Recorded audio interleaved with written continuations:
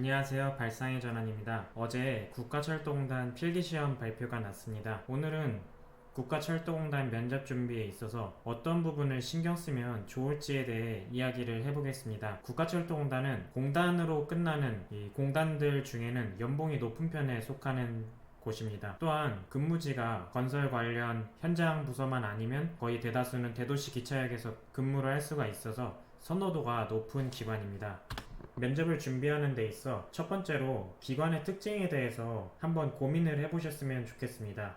면접을 먼저 준비한다고 하면 본인에 대한 경험 정리, 인성 대비, PT나 토론이 있는 곳은 PT나 토론에 대해서 특히 대비를 많이 하실 텐데 저는 그거는 당연한 거고 먼저 기관에 대해 이해를 먼저 하는 게 중요하다고 생각합니다. 특히 국가철도공단은 아직도 어르신분들 중에는 철도청으로 알고 계시는 분들도 많고 한국철도공사 코레일과 업무를 착각하시는 분들도 많습니다. 그래서 국철공 면접에서는 그동안 공단이 하는 일에 대한 질문이 자주 출제되기도 했습니다. 예를 들면은 우리 공단을 유치원생이나 초등학생 앞이라 생각하고 소개해봐라, 약간 이런 식입니다. 그래서 국가철도공단의 특성에 대해서 조금 더 생각을 한번 해보면 SOC 기관 중에서 주요 발주처에 속합니다. 특히 우리나라에서 철도, 도로, 물, 토지 이쪽은 4대 발주처라고 불리기도 하는데 이런 철도 건설의 주요 발주처이기도 하고 철도의 건설과 철도 국유지 관리, 그래서 특히 지목이 철도 용지거나 혹은 철도 라인에 가까운 용지를 관리하는 그런 점들이 다른 기관과는 다른 특징입니다. 또한 철도공사 같은 경우에는 철도를 운행하고 직접 유지보수하는 곳이라면 철도공단은 한국철도공사의 유지보수 위스탁 계약을 통해서 업무를 어느 정도 대부분 위임해서 진행을 하고 있습니다. 석유공과 코레일의 차이는 업무 구간의 차이도 있고 운행하는 열차의 특성의 차이도 있습니다.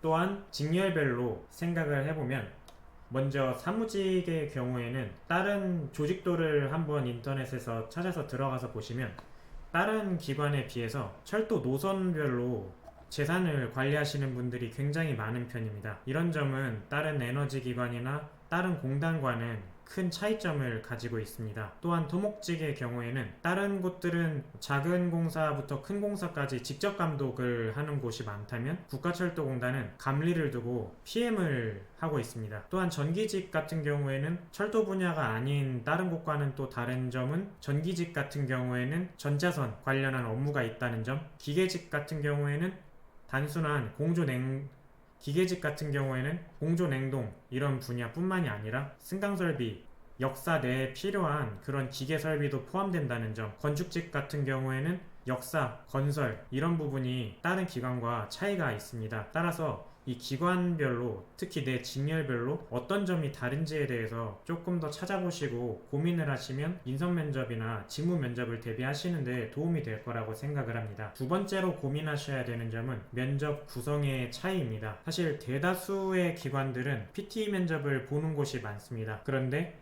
국가철도공단은 하루에 직업 기초능력 면접과 직무수행 능력 면접을 전부 다 봅니다. 그래서 어떤 취준생분들은 PT를 안 보니까 다행이다, 잘됐다 이렇게 생각하시는 분들도 있는데 PT는 내가 준비를 잘하고 AP 면접이든 혹은 발산형 면접이든 간에 내가 잘하면 잘 봤다고 느낌이 확실하게 드는 경우도 많지만 이 국가철도공단이나 또 이제 5대 발전사 중에도 이런 식으로 면접이 구성되는 곳들이 있는데 이런 곳들의 면접은 내가 사실 잘 봐도 잘 봤는지 잘 느낌이 오지 않는 곳이 많습니다. 흔히 면가몰이라고 하는 면접은 확인을 해봐야 안다 이런 말이 적용이 될 수도 있는데요. 그래서 준비를 하실 때 이 면접 구성 요소에 대해서 조금 더 고민을 해보시면 좋겠어서 인터넷에 있는 공단 홈페이지에서 면접 평정 요소를 가져와 봤습니다. 가장 제가 눈에 띄고 다른 곳들과의 차이점이 있는 점은 저 도전성이라는 항목입니다. 그동안 철도 시설공단 시절부터 해서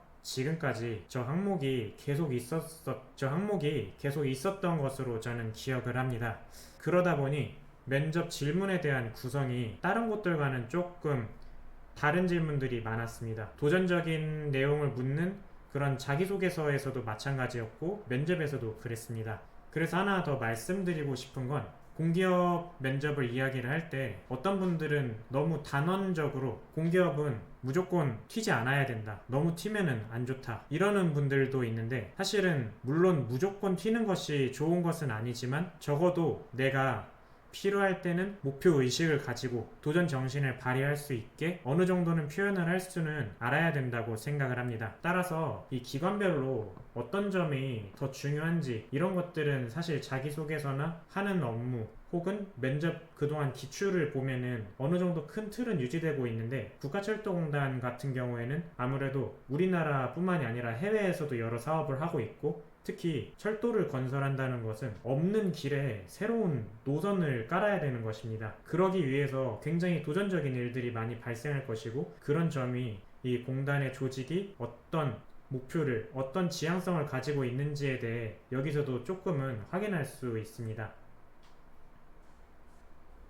따라서 저는 다수의 공공기관 면접과는 이렇게 다른 점들이 있기 때문에 수백 개가 넘는 공공기관 면접을 일반화시킬 수 없다고 생각합니다. 어디서는 튀면 떨어질 수도 있고 못하면 떨어뜨릴 수도 있고 뭐 잘하면 붙는 거다. 말은 정말 많지만 그 말은 모두 맞고 모두 틀릴 수도 있습니다. 방법, 하우에 대한 해가 정답이 정말 여러 가지이기 때문이고 특정 상황, 특정 조건에 맞게 답은 여러 갈래로 존재하기도 하고 특정 조건에서만 발현할 수도 있기 때문입니다. 따라서 지금은 면접 여러 가지 평점 요소 중에 이 항목들에 대해서 조금 더 고민을 해보시면 좋겠습니다. 도전성에 대해서 조금 더 이야기하면 그러면은 TV에서 보는 것처럼 뭐 붙여만 주십시오 약간 이런 느낌으로 발언하라는 것도 아니고 튀게 준비해야겠다 이런 것도 아닙니다. 도전성을 강조하려다가 뜬구름을 잡는 것도 조심해야 됩니다. 개인별로 아무래도 발언을 할 수 있는 능력이나 갖고 있는 경험이 다르기 때문에 나는 그러면은 이 평경 요소에 맞게 어떤 점을 조금 다르게 가야 할까 이런 부분을 고민해 보시면 좋겠습니다.